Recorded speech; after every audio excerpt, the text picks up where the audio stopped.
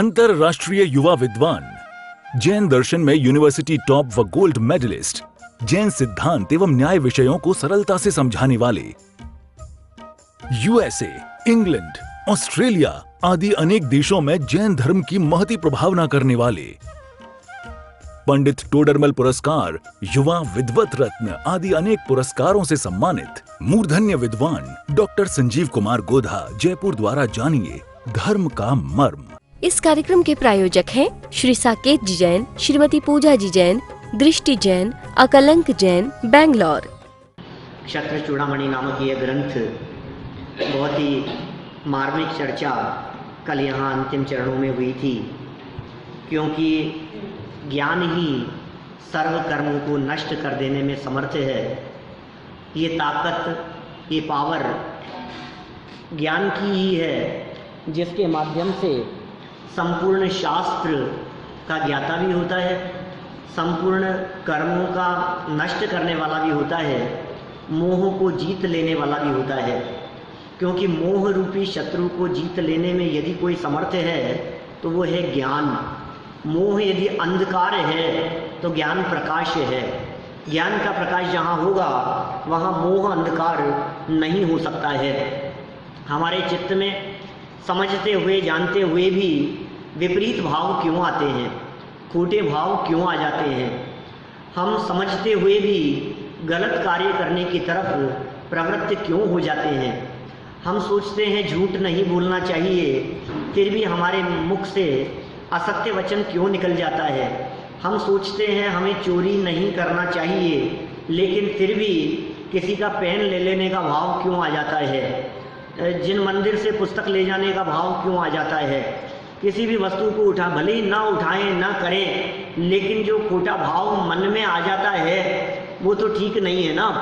हम जानते हैं हिंसा करना योग्य नहीं है, कुशील व्यभिचार योग्य नहीं है, सप्त व्यसन महापाप हैं, उसके बावजूद मन में ऐसे भाव क्यों आ जाते हैं? नहीं आने चाहिए। और एक बहुत सुंदर नीतिकारों के आधार पर बात कही थी कि भाई देखो, ये जीव अच्छे कार्यों की तरफ तो प्रवृत्त होता नहीं है, जान करके भी समझ करके भी, उपदेश देने पर भी, समझाने वाले मिल जाएं तो भी ये पता नहीं क्यों नहीं कर पाता है। और खोटे कार्यों के लिए निषेध करने वाले लोग मिले, लोग भी बुरा कहते हैं और खुद भी बुरा समझता है और फिर भी बच नहीं पाता है। आखिर इसके पीछे क्या कारण है? तो शिष्य ने जब ये शंका रखी तो स्वयं ने ही एक समाधान प्रस्तुत किया। क्या करें साहब, हमारे ही द्वारा किए गए कुछ खोटे कर्म हैं, पूर्व में हमने कोई जो इस प्रकार के पाप किए होंगे, पता नहीं क्या होता है ये पाप ये कर्म। लेकिन सुनो, आचार्य देव ने यहाँ पासा पलट दिया। उन्होंने कहा स्वयं तो महंत बने रहना चाहता है पर अपना दोष कर्म पर लगाता है। जैन दर्शन में ये अनीति चलेगी नहीं, ये अनीति नहीं चलेगी। स्वयं निर्दोष रहना चाहता है, तेरा दोष है, अपनी गलती स्वीकार कर, कर्म का कोई दोष नहीं। कर्म विचारे कौन, भूल मेरी अधिकाई। ये कर्म कौन है विचारे, भूल तो तेरी है।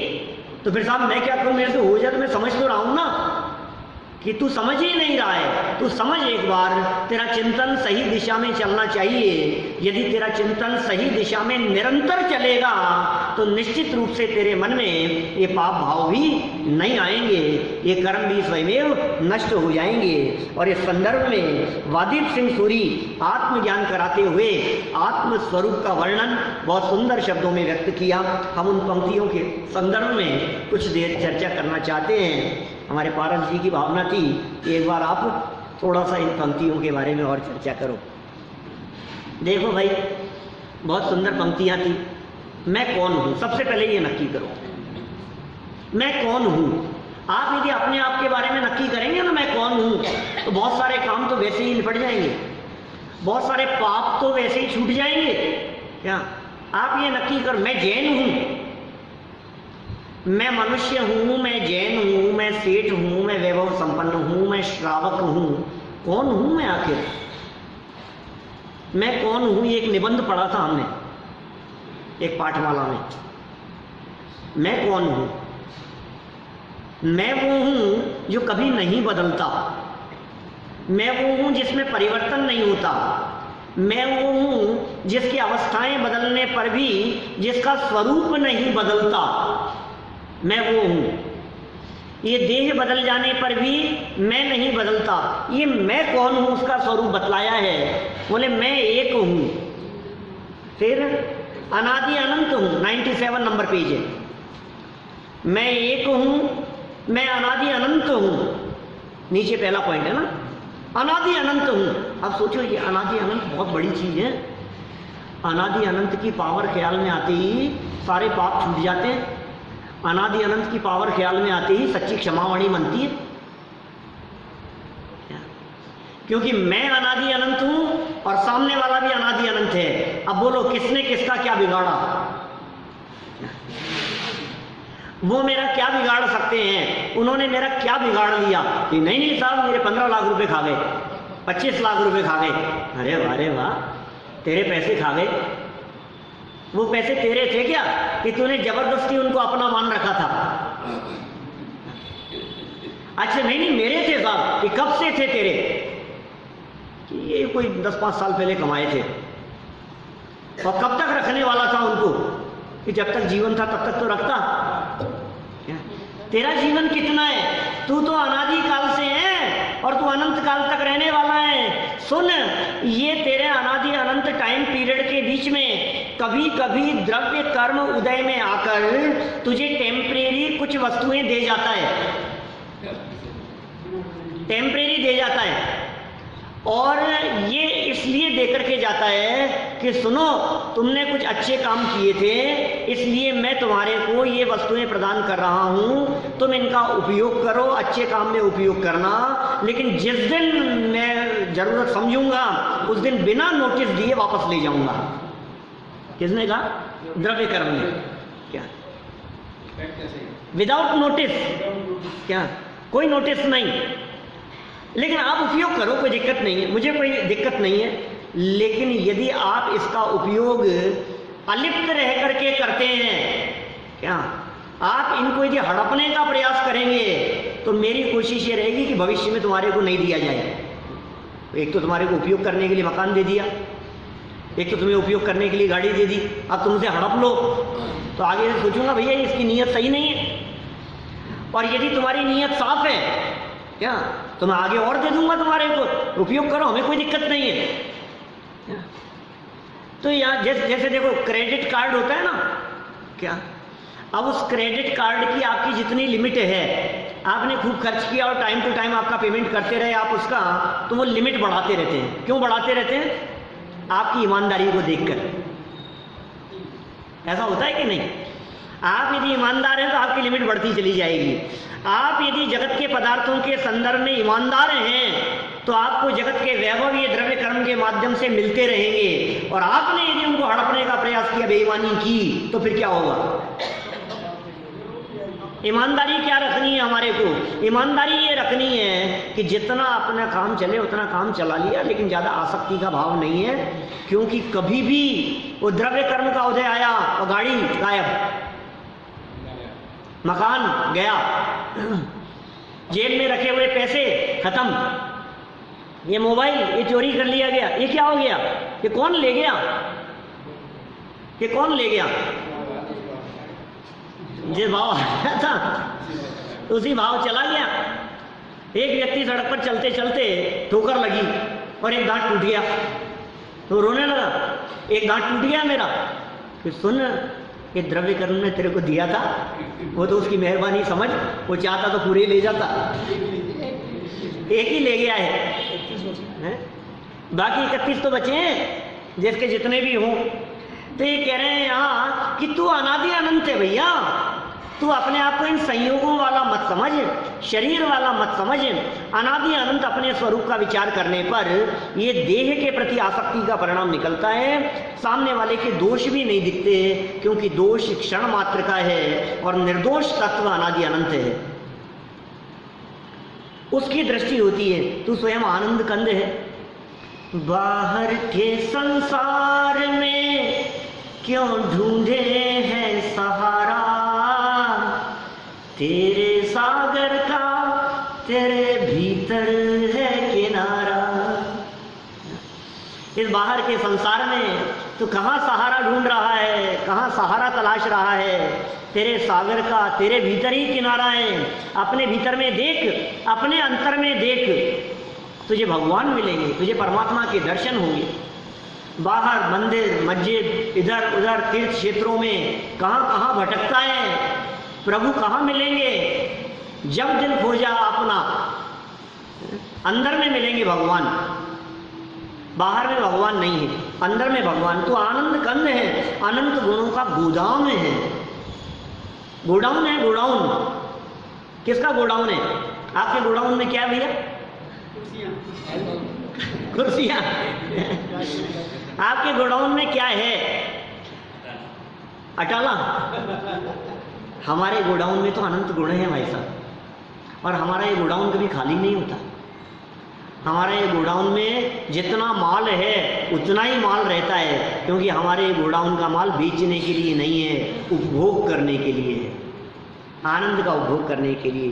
ज्ञान दर्शन सुख वीर्य चारित्र आदि अनंत गुण संपन्न ये चैतन्य तत्व इस देह रूपी देवालय में सदा काल विराजमान है, सदा काल विराजमान है। इस गोडाउन में जाओ तो सही एक बार। ये उस गोडाउन में जाता नहीं है और रोता है, मेरे पास तो कुछ नहीं, मेरे पास तो कुछ नहीं। अरे तो एक बार अंदर गोदाम में जाकर के तो देख। अंदर गोदाम में जाकर के देखेगा तो तेरा सारा रोना धोना सब मिट जाएगा, हमेशा हमेशा के लिए मिट जाएगा तेरा सारा रोना धोना। यदि तू उसको मिटाना चाहता है तो एक बार अपनी अनंत गुण संपदा को देख। कंकड़ पत्थर पर मुग्ध हुआ, उसको भूल जा, छोड़ दे उसको। कंकड़ पत्थर पर मुग्ध हुआ, चैतन्य खजाना भूल गया। चेतन को मिला जब नर्तन तो फिर होश में आना भूल गया। कंकड़ पत्थर पे आसक्त हो रहा है। नहीं साहब क्या बात कर रहे हो, कौन से कंकड़ पत्थरों के ऊपर? रत्न है, रत्न। क्या रत्न है? कौन से? Precious stone. स्टोन चमकदार पत्थर है, और क्या है? माणिक मोती है, पन्ना डायमंड, क्या है ये सब? पत्थर है, पत्थर। पत्थर ही तो है, थोड़े चमकदार पत्थर है, प्रीशियस स्टोन है, चमकदार है थोड़े से। कहाँ आसक्त हो रहा है? चैतन्य का जो खजाना है, अंदर में जो चैतन्य निधि है, उस निधि को तो तू भूल गया है, और बाहर में कौन से गुणों की तरफ, कौन से संपदा की तरफ, इस खेल जड़ जड़ जो है उसकी तरफ आसक्त हो रहा है। ये गोदाम देख, अंदर चैतन्य, चेतनता है इसमें। जिसमें चेतनता होगी उसके अवलंबन से सुख प्राप्त होगा, और जहाँ चेतनता नहीं है, जो स्वयं जड़ है, तेरी बुद्धि को जड़ बना देगा। ये जड़ जड़ पदार्थों की तरफ आसक्त होने का निषेध कर रहे हैं।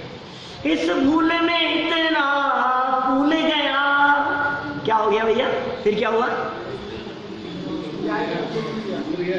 इस भूल में इतना भूल गया कि ब्याज के बदले मूल गया। चेतन को मिला जब नर्तन तो फिर होश में आना भूल गया। कंकड़ पत्थर हीरे माणिक मोती जवाहरात सोना चांदी धन दौलत वैभव, इस बाह्य वैभव के ऊपर तो आकर्षित होता है, लेकिन सुनो ये बात क्यों भूल जाते हो? बहुमूल्य जगत का वैभव ये है, क्या हमको सुखी बना सकता? बोलो, ये सारे जगत का वैभव, बहुमूल्य वैभव, ये संपदा इकट्ठी होकर क्या हमारे को सुखी करने में समर्थ है?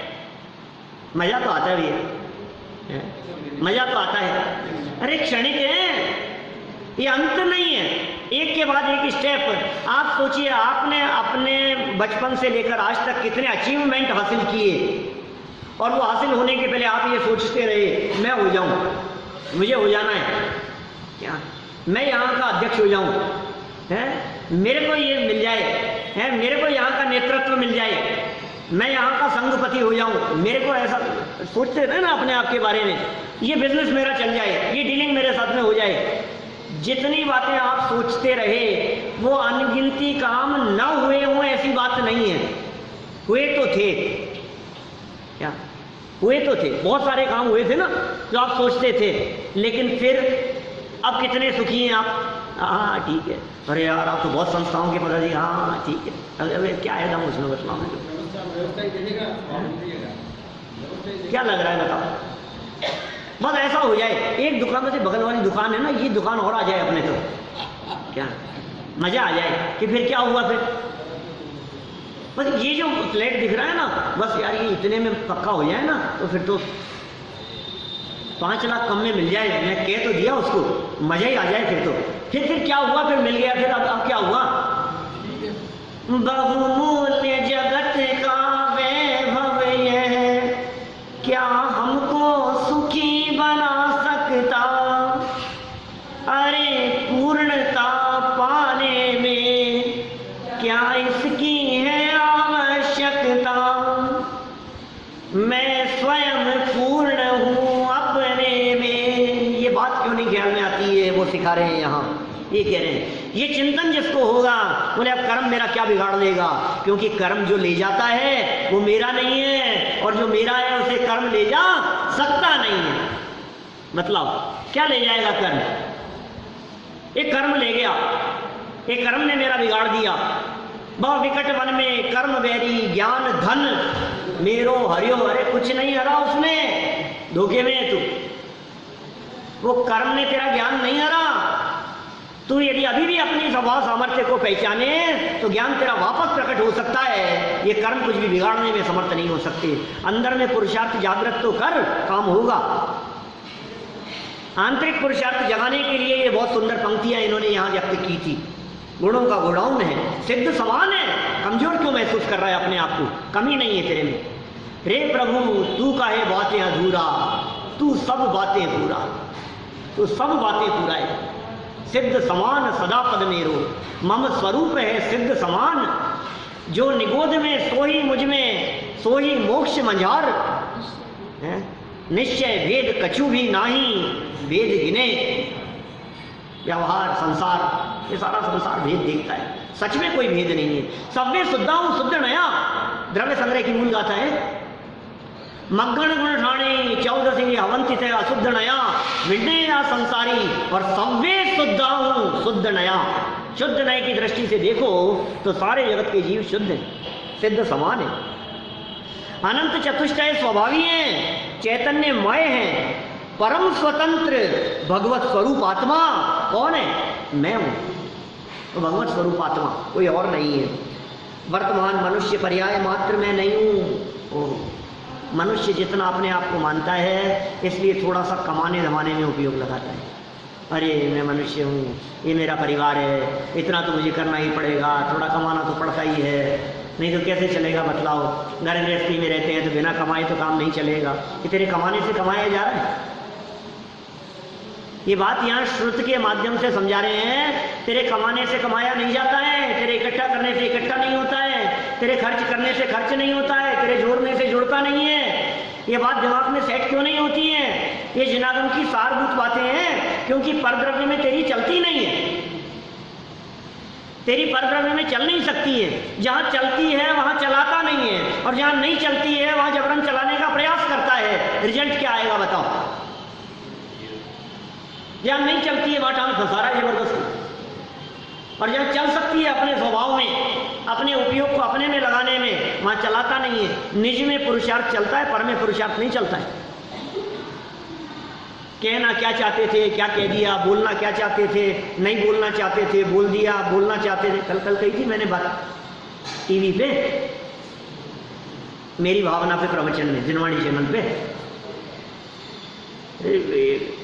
क्या होता है बोलो, आपके हाथ में है क्या? कल के झूठ कभी नहीं कहा करूं, आगे आएगी चर्चा पर नहीं, पर्दन वनिता की तो कर ली चर्चा अगले। अरे वो कुछ जरूरी नहीं है बोलना। ये कल का प्रश्न पूछ रहे हैं। मुने रात से किसी ने पूछा, शिकारी दौड़ रहा था गाय के पीछे, और गाय इधर से उधर चले गई और वहाँ मुनिराज बैठे हुए थे। शिकारी ने पूछा कि गाय कहाँ गई, तो मुनिराज क्या जवाब देंगे? मौन रहेंगे? क्या जरूरत है बतलाओ। मैंने कही थी ये बात कल, बहुत लोगों ने जिन्होंने सुना है देखा होगा। तो मैंने, यदि वो पूर्व दिशा में गई है तो मुनिराज क्या करेंगे? बहुत से लोग ऐसा कहते हैं कि पूर्व में गई है लेकिन पश्चिम में बता देंगे। पूर्व में गई है पश्चिम में बता देंगे, उससे क्या होगा कि वो गाय बच जाएगी, बच जाएगी ना गाय। कि हाँ, तो किससे बचेंगे? हिंसा के पाप से बचेंगे, लेकिन झूठ के पाप से तो नहीं बच पाए। पॉइंट समझ में आ रहा है? पाप तो 5 है ना, हिंसा, झूठ, चोरी, कुशील, परिग्रह, 5 पाप है ना। तो हिंसा तो से तो बचा लिया, गाय तो बच गई, लेकिन झूठ तो बोल दिया। सत्य महाव्रत के धारी कहाँ रहे? हिंसा भी पाप है, लेकिन हमें ऐसा लगता है हिंसा ज्यादा बड़ा पाप है, झूठ कम बड़ा पाप है। ऐसा नहीं है, 5 पाप बराबर है। हम सोच रहे हैं ऐसा ही, कुछ नहीं कहेंगे। मुनिराज के लिए बोलना जरूरी नहीं। अब मुनिराज किसी के नौकर नहीं है, मुनिराज कोई पराधीन नहीं है उसके। सड़क चलते किसी भी आदमी की किसी भी बात का जवाब देते फिरेंगे। हम नहीं देते जवाब, मार दूंगा तुम्हें। आयु पूरी हो जाएगी तो कोई बचा नहीं सकता है, और नहीं पूरी होगी तो कोई मार नहीं सकता है। क्या कर ले? जिन्हें इस बात का श्रद्धान है, जिन्हें वस्तु स्वरूप का ज्ञान है, उनके अंदर में इतनी दृढ़ता होती है, अंदर में इतनी पावर होती है कि जगत की छोटी मोटी बातें कोई परवाह नहीं करती। देखो क्या कह रहे हैं, ये बहुत मार्मिक है बिंदु। मेरी भावना पर हमने यहाँ कितने 20-22 प्रवचन किए थे, यहाँ पर 21 प्रवचन है यहाँ किए थे। वो ऑडियो अवेलेबल है, और ये जनवाणी चैनल पर जो चल रहे हैं ये कोई 8-10 प्रवचन होंगे शायद। हाँ, ये सूरत के हैं जो चल रहे हैं उस पर। देखो क्या कह रहे हैं यहाँ, अनंत चतुष्टय स्वभावी। कौन है अनंत चतुष्टय स्वभावी? चैतन्यमय, ये परम स्वतंत्र, ये भगवत स्वरूप आत्मा, ये कौन है? कि मैं हूं। वर्तमान मनुष्य पर्याय मात्र मैं नहीं हूं, इतना सा मात्र नहीं हूं। पर्याय तो नाशवान है। बोलो, मैं जवान हूं। अरे जवानी तो चले जाने वाली है, मैं जवानी से इतना सा नहीं हूं। बुढ़ापा भी नहीं रहेगा, अभी तो है ही कहाँ आपका। तो ये मतलब परमानेंट नहीं है ये चीज, ये तो नाशवान चीज है। और मैं अविनाशी तत्व हूँ, मैं तो अविनाशी जीव तत्व हूँ। मुझ में ज्ञान है, मुझ में दर्शन है, मुझ में सुख है, वीर्य है, श्रद्धा है, चारित्र है, आदि अनेक विशेष गुण हैं, और अस्तित्व वस्तुत्व आदि अनंत सामान्य गुण हैं जो सभी अविनश्वर हैं। मेरे गुणों को कोई छीन नहीं सकता, मेरी संपदा को कोई लूट नहीं सकता। है किसकी ताकत जो मेरी संपदा को लूट ले? किसी में ताकत है जो मेरी संपदा को लूट ले? और देखो, लूटने वालों से भी कहते हैं कि सुन भैया, जैसे अनंत संपदा का मालिक मैं हूं, उसी प्रकार की अनंत संपदा तेरे पास भी है। ये क्या कहते हैं हमारे को परमात्मा? ये अनंत भक्ति कर रहे हैं हम भगवान की। ये भगवान क्या कह रहे हैं? हे भक्त, तू मेरे चरणों की शरण में आया है ना, हम तुझे तेरे घर का रास्ता बताते हैं। जैसा वैभव संपन्न मैं हूं, वैसा ही वैभव संपन्न तू भी है। पर्याय की तरफ मत देख, स्वभाव की तरफ देख।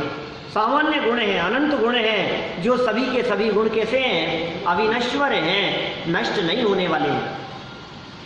वास्तव में देखा जाए तो मुझे मोक्ष ही प्राप्त करना है। आपको क्या चाहिए बोलो? ये वाक्य जो है ना, ये वाक्य तो आचार्यों के हैं, ये वाक्य तो विद्वानों का है, ये हमारा वाक्य नहीं है। वास्तव में देखा जाए तो मुझे तो मोक्ष ही प्राप्त करना है। अरे वाह, अभी तो दुकान चलानी है तेरे को, मोक्ष प्राप्त करना है। बात कर रहे हैं हम, मेरे को तो बस अपने को तो हे भगवान, बस तुम जैसा बनने के कारण शरण तुम्हारी आया, नाथ तुम्हारी पूजा में सब स्वाहा करने आया। तुम जैसा, झूठ बोलता है, तुम जैसा बनने के कारण भिखारी बनकर के आया है। डिमांड रखता है भगवान के सामने, न मालूम क्या क्या मांगता है, और कहता है हे भगवान तुम जैसा बनने के लिए किसको झूठ बोल रहे हैं, किसको धोखा दे रहे हैं हम? ये क्या कह रहे हैं? देखा जाए तो ज्ञानियों की तो आकांक्षा मोक्ष प्राप्त करने की होती है, मुक्ति चाहिए हमारे को। तो मुक्ति उनको चाहिए जिनको संसार में रहना पसंद नहीं है। तुम्हें अच्छा लगता है, कितना अच्छा तो मकान बनाया है मैंने कितने अच्छे बंगले में शिफ्ट हुआ हूँ अभी तो। आप इसे बदलने की बात कह रहे हो?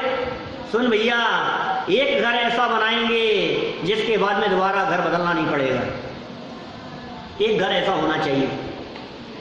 अब ऐसे घर में जाकर के शिफ्ट होंगे जिसके बाद में बदलना नहीं पड़ेगा, चेंज नहीं करेंगे फिर घर हम। पर घर फिरत बहुत दिन बीते, अब नहीं बदलेंगे हम घर। ये कौन सा घर होगा? वो मुक्तिपुरी है मेरा धाम, यहाँ से फिर ठिकाना नहीं बदला जाता है, यहाँ से अवस्थाएं नहीं बदली जाती है।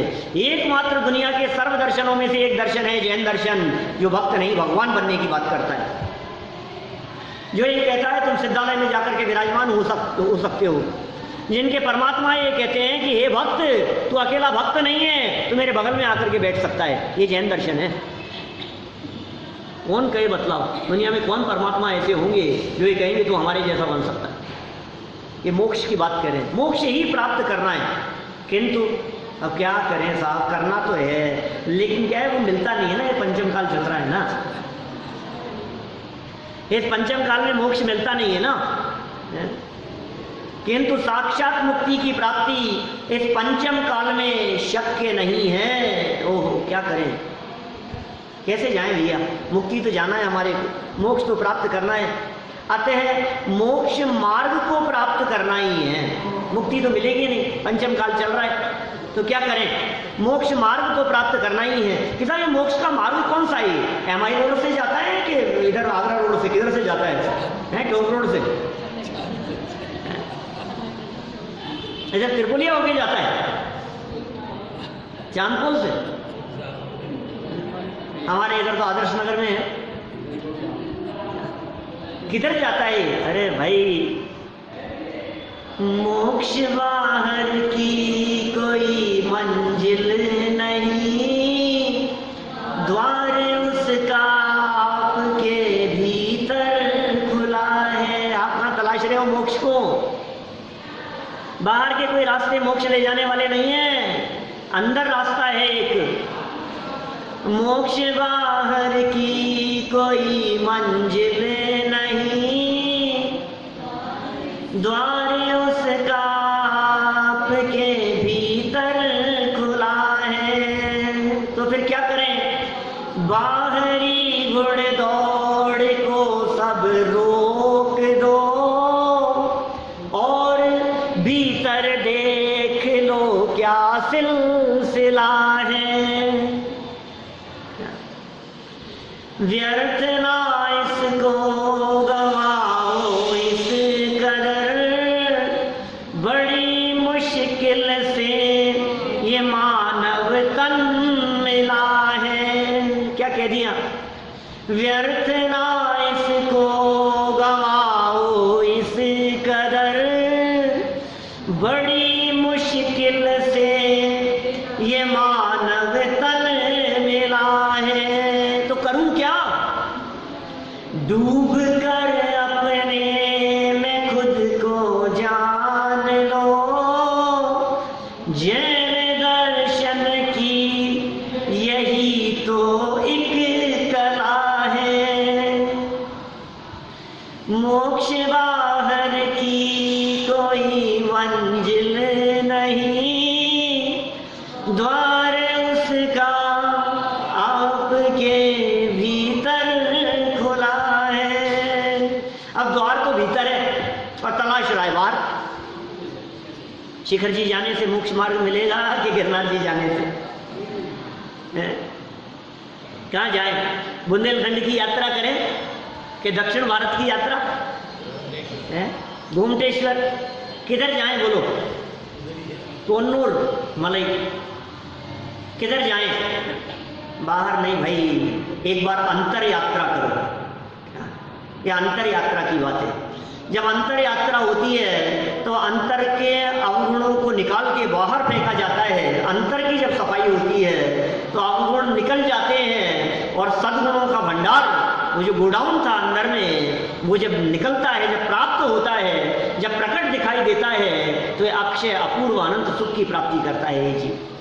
अभूतपूर्व सुख और आनंद की प्राप्ति होती है। वो मार्ग में ही हो जाती है, रास्ते में ही वो आनंद की अनुभूति होने लगती है। मंजिल प्राप्त होने पर तो अनंत अपूर्व सुख मिलेगा ही, लेकिन मार्ग में भी, उस रास्ते में भी आपको उस अतीन्द्रिय आनंद की कड़ी का चखने का अवसर मिलता है। ये मोक्ष मार्ग, ये रत्नत्रय स्वरूप है। और रत्नत्रय में मूल क्या है?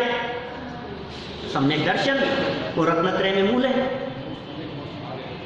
और सम्यक्त्व की पात्रता क्या है? ये हमने आपको 2-4 दिन पहले बताई,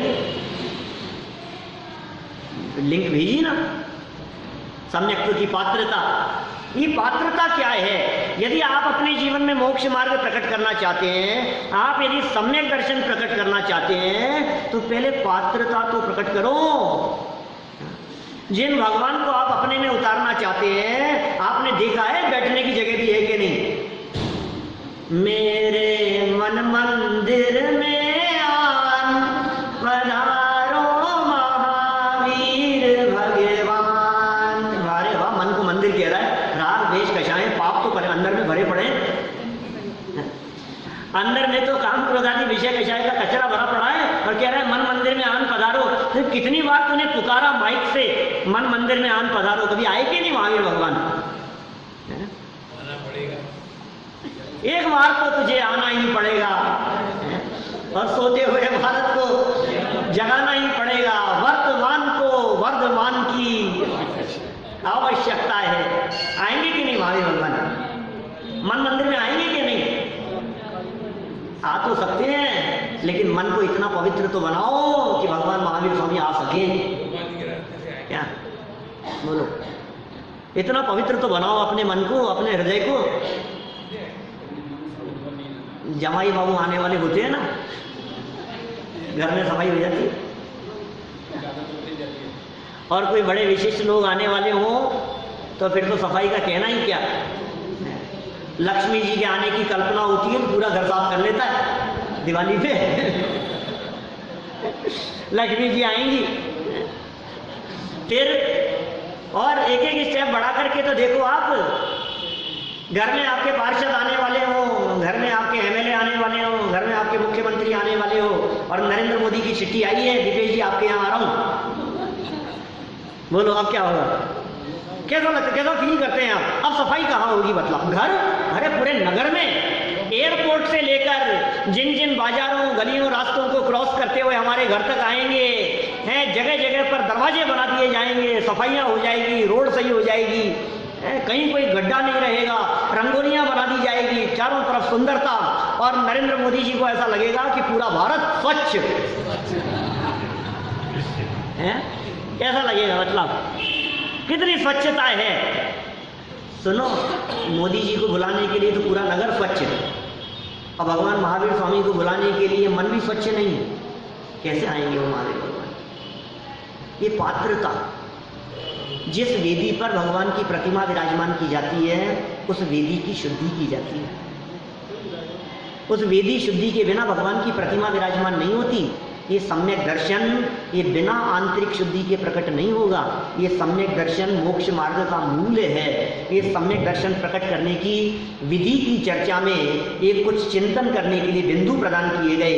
इसलिए कह रहे हैं, अतएव आत्मानुभव स्वरूप सम्यक दर्शन के लिए मुझे प्रयत्न करना चाहिए, और सम्यक दर्शन के लिए योग्य निमित्त सच्चे देव, ये सच्चे शास्त्र हमारे को मिल गए हैं, सच्चे गुरु, सच्चे गुरुओं की वाणी, ये तत्व निर्णय, ये इसमें प्रधान निमित्त है। इन सब का अवलंबन करते हुए हम यदि अपने आप में पात्रता डेवलप करेंगे तो अल्पकाल में न केवल रत्नत्रय की पूर्णता भी, न केवल मोक्ष मार्ग, मुक्ति की प्राप्ति भी अल्पकाल में होगी। हम सभी के जीवन में अल्पकाल में मुक्ति की प्राप्ति हो, इसी मंगल भावना से बात को यहीं विराम दें। इस कार्यक्रम के प्रायोजक हैं श्री साकेत जी जैन, श्रीमती पूजा जी जैन, दृष्टि जैन, अकलंक जैन, बैंगलोर।